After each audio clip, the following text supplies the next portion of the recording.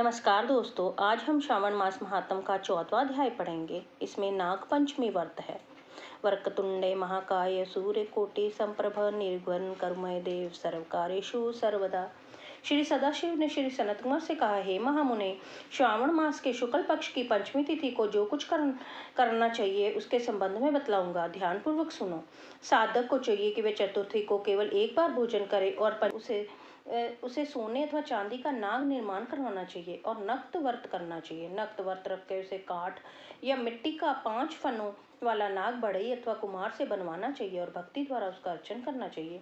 अपने घर के मुख्य द्वार के दोनों तरफ गोबर का 5 फनों वाला सांप बनाकर उसकी दूध और खीलों से पूजा करनी चाहिए। करवीर, मालती, चमेली तथा चंपा के फूलों द्वारा रमणीय गंध, अक्षत, धूप और दीप से पूजा करनी चाहिए। प्राणों को शुद्ध घी के लड्डू तथा खीर का भोजन करवाना चाहिए। अनंत, वासुकी, शेष, पद्मनाभ, कंभल, करकोटक, अश्व, धृतराष्ट्र, शकपाल, कालिय तथा तक्षक इन नागों के कुलाधीप को हल्दी व चंदन से दीवार पर अंकित करना चाहिए तथा नागमाता कुद्र को भी अंकित करके फूल आदि से पूजा करनी चाहिए। साधक को नाग देवताओं की पूजा करके घी और खांड मिलाकर उनका दूध पिलाना चाहिए। उस दिन लोहे की कड़ाही में कोई पकवान ना पकाना चाहिए। गेहूं और दूध का पायस बनाकर भुना चना, धान का लावा, भुने हुए जौ नागों को देने चाहिए और आप भी उन्हें चीजों का खाना चाहिए। साथ ही अपने बच्चों को भी ये भोजन करवाएं। ऐसा भोजन करवाने से छोटे बच्चों के दांत मजबूत हो जाते हैं। बाम्बी के नजदीक गान वाद द्वारा उत्सव मनाना चाहिए। स्त्रियों को भी श्रृंगार करके उत्सव मनाना चाहिए। ऐसा करने वाले मनुष्य को जीवन भर कभी सांप का भय नहीं होता। भगवान श्री सदाशिव ने सनत कुमार से कहा, हे महामुने, संसारिक जीवों के कल्याणार्थ में मैं आपसे जो कुछ कहूंगा उसे ध्यानपूर्वक सुनिए। सांप के दर्शन मात्र से मनुष्य की अधोगति होती है। वह हमेशा तमोगुनी होता है, इसमें संशय नहीं है। पूर्व विधि द्वारा एक भुक्त आदि का नियम करें। ब्राह्मणों के सहित प्रेम से नाग बनाकर पूजा करनी चाहिए। इस तरह 12 मासों की शुक्ल पक्ष पंचमी के दिन व्रत करना चाहिए। वर्ष की समाप्ति पर शुक्ल पक्ष की पंचमी को फिर पूजा करनी चाहिए। नागों के भोजन के उद्देश्य से साधु संतों तथा ब्राह्मणों को भोजन करवा देना चाहिए।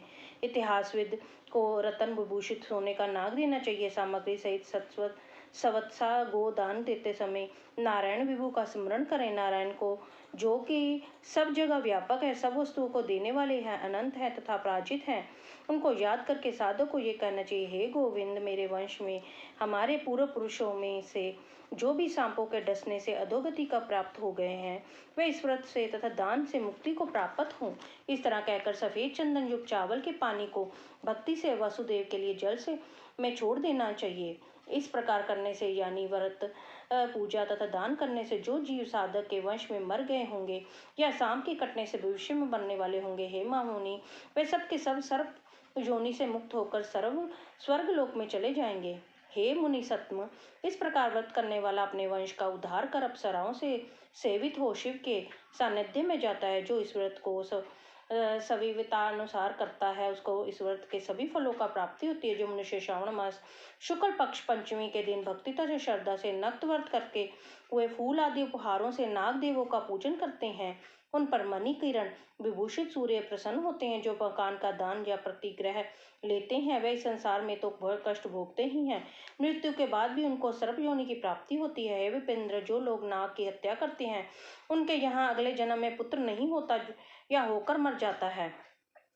स्त्रियों की कपरणता से जो प्राणी की सर्प योनि होती है, वे लोग जो दूसरों की धरोहर हजम कर जाते हैं वे भी सर्प योनि पाते हैं। जो मनुष्य विभिन्न कारणों से सर्प योनि में चले जाते हैं उनके उद्धार के लिए ये एक नाग पंचमी व्रत का उत्तम उपाय कहा गया है।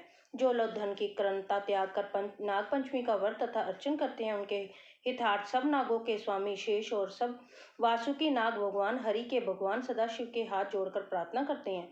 शेष और वासुकी प्रार्थना से प्रसन्न होकर भगवान सदाशिव और भगवान हरि उन लोगों की सब मनोकामनाएं पूर्ण करते हैं।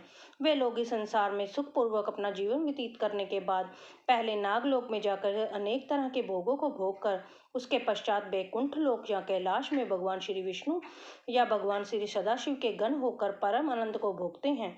हे विपिंद्र, आपके सामने मैंने ये नागों का नाग पंचमी व्रत कहा है। अब आप और क्या सुनना चाहते हैं, कहिए।